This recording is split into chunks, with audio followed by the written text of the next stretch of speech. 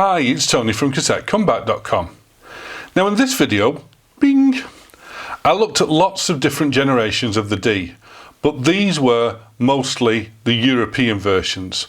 And there are some variants which were out in America which I think were worth looking at. Now, this one here is not quite the last, but one of the last American variants. Now, I've said about the D that as time went on, the tape got better, but the shells got worse. So this, to me, is the epitome of that, because out of all the Ds I've used, I think this has the best tape out of all of them. I think this has got brilliant tape in it. So let's have a look around the back for you Europeans if you've not seen it. You know, a superior general purpose audio cassette, blah, blah, blah. And this is the thing here. Tape made in Japan, cassette assembled in Thailand. So it's Japanese tape assembled in Thailand. So let's open this up. This one's damaged. Was a shame, but like I said, this isn't a common variant here in Europe, but it is pretty common in America. And I just wanted to, oh, this is really taking a bit of a hit, but I wanted to show you this one because, like I say, I think this D has the best tape in it out of all the Ds. So let's just wind it on a little bit. Let's just have a look at said tape. So let's see if I can do this. This is a very nice, dark, chocolatey brown tape. It's really nice and dark. And I found that this version of the D, when I've used it, can really take the levels well. I mean, this 3 to 5, you know, I know Super Ferric's bandied about a lot. I don't know if this is cobalt doped or not, probably not. But, oh dear, look at that, it's even taking a crack in the shell. But this is a point. The tape is really good in this. The shell is pretty much the same as all the late Ds and the FE. It's just a generic TDK shell. It's not a bad shell, but it's just not as good as it used to be. And like I say, this took a hell of a dint. It's done that and it's cracked the shell, and so unfortunately, because this is a welded shell, it's not like, you know, I can easily take the tape out of this and put it into something else. It's not. I'll have to crack the shell open, move the tape into something else. But to be fair, I don't think this is going to really impact the performance of it. Well, like I say, out of all the Ds I've used, this variant had the best sounding tape in it. So it brings us on to what is the last variant of the D, and again, it's very rare to find this in the EU. I've never found this variant until very recently. It's never came in any job lots or anything. It's just really hard to find, and that is the Superior D. Now, this US version, as we can see, it's got the same sort of generic wrapper that like the late SAs had as well. Just this sort of generic style, Superior D. What's superior about it? You know, play it loud. And this is a TDK version. It says TDK. Now, if you see here, it says tape made in Japan, cassette assembled in Thailand. Yeah? So I'm going to guess that pretty much this and this are very similar, if not the same, apart from aesthetics. However, this isn't the last American D. This is. Oh, so it's a Superior D. Yeah. Life on record. No play it loud, but life on record. And if you look at the back now, it is now Imation Corporation. And it says tape made in Korea, cassette assembled in Thailand. So I'm thinking this one will have different tape in it than this one and this one. Like I say, these two I think pretty much, and from what I've tested, they're virtually the same. But this one doesn't, because this has got Korean tape in it. So let's take this one out of the equation, the last true TDK one, and let's have a look at the Imation version. So let's just open it up.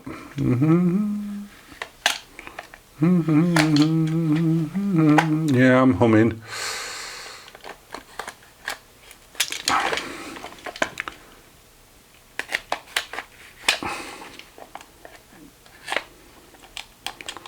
I liked it better when I just used to tear these open personally, which is what I'm going to do, so bugger it. Right, so this is the last one. No, very, very plain J card on that, not even says D on it, it's just generic. But if we look at the shells are the same. Still welded, still same design. Like I say, nothing wrong with this shell. They've been using variants of this shell on the D since like the, well, about the 1990 version, I think was the same variant of this, but it doesn't say anything about Superior D on this. And this looks like the same shell as the FE that we had here, but it doesn't say anything about Superior on it. Maybe it was just a last minute marketing thing, but let's wind the tape on a bit. And let's have a look at the tapes in there.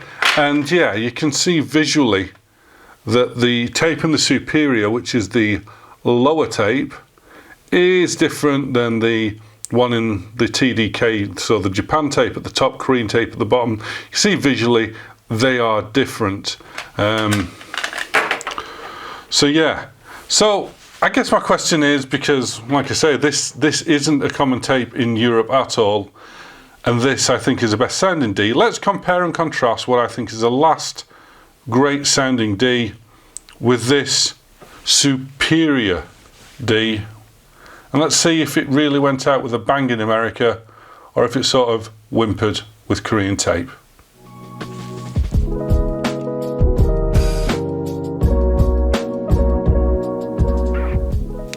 Okay, so I'm going to use the ZX9 for this because I want to show the differences in azimuth, bias and levels between this, the Japanese taped TDK version, and the Korean taped Imation version. So let's just show you that this is all calibrated up properly. So test tones are coming.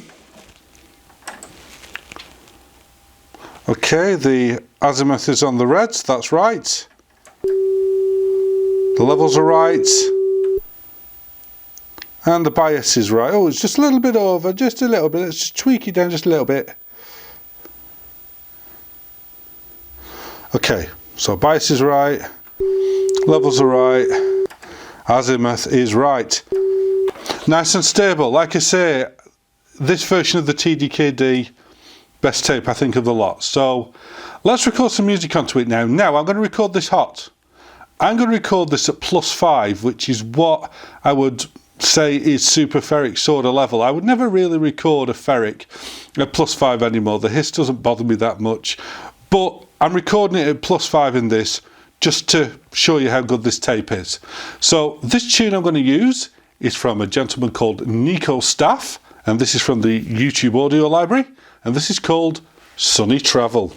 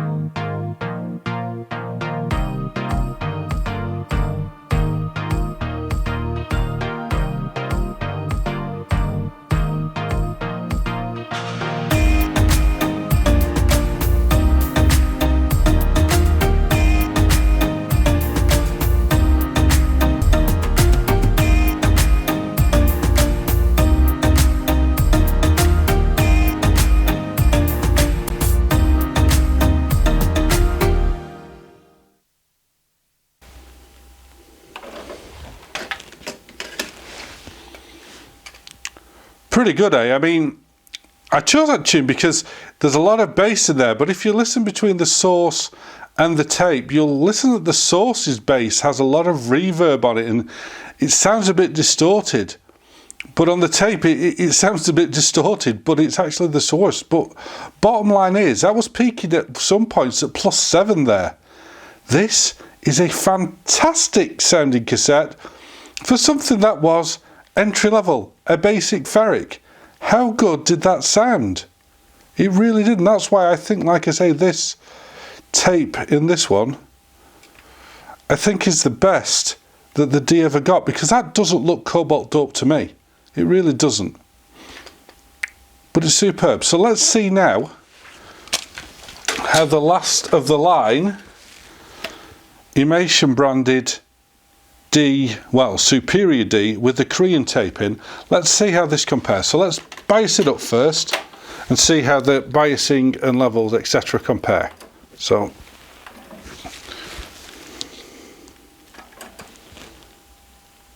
okay, for a start, the azimuth, oh no, the azimuth is a little bit different, so let's just dial the azimuth in for the recording head. Okay, that's it. Oh, it's going a bit over now, haha, finicky. No, now I'm going back again, oh dear. Like I say, not as rock solid. Okay, right, we're in there. Well, hey, right, let's have a look at the levels. The levels are a bit down on the Japanese tape version, so let's crank them up a bit. Okay, now let's check the bias. Yeah, the biasing is about the same, so it's not massively different. The azimuth, yeah, but the levels and the bias, yeah, pretty much the same, so that's a good thing. Okay, super duper. So let us now get the next track tied up, and this one again is from Nico Staff, and this is called Friendly Dance.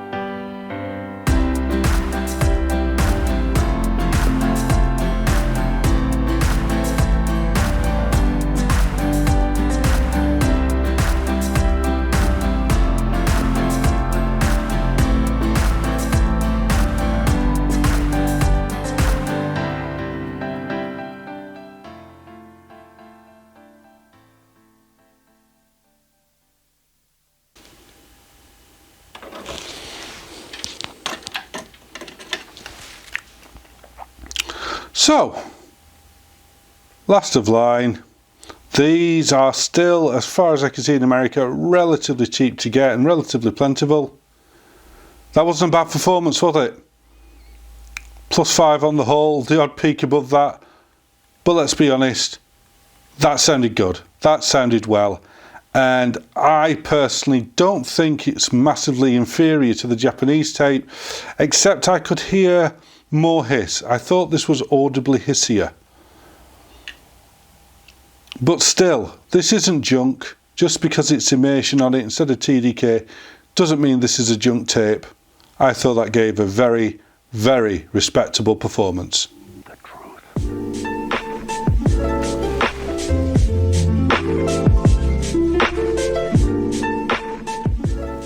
So there you go. The last true TDK D versus the last D of them all. Is this a superior D like the old rapper says? No, it's a D with some added hyperbole on the marketing. It's still a very good, very competent cassette that never let the side down. And likewise, the last true D from TDK is, I think, the best sounding D of the lot. This tape in a 1986 shell, mwah, that would be the perfect D. So I guess this sort of ends the journey for me on the Ds, because I've pretty much used and tried all of them now, all the different variants, and all I can say is that none of them are bad. Most of them are superb. The D truly is and was an absolute stalwart of a cassette that never let you down at all. And this is being proven, unfortunately, in prices, because even the prices of basic Ds now are going up. I mean, the price of a late D now is sort of the price of what a late SA used to be when I first started getting back into cassettes all those years ago. You know, I was paying like £3 for a last of line SA, and these were getting, you know, you could get your Ds for £1, even less if you're buying in bulk, and now they're going up to about £3 a cassette, and it's still not bad value considering how good a D is. But again, you paid your money, you take your choice, and thankfully I don't think there's a massive amount of difference, at least in the UK, between the late Ds and the late FEs, which I still rate as being the best value for money cassette out there still at the moment. So that's it. I've done pretty much all the Ds I'm going to do now, so I don't think we're going to see any more. But let's salute them to the tape for every man.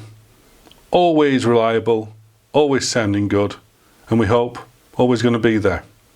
So please like and subscribe. Until the next video, happy taping. Bye bye.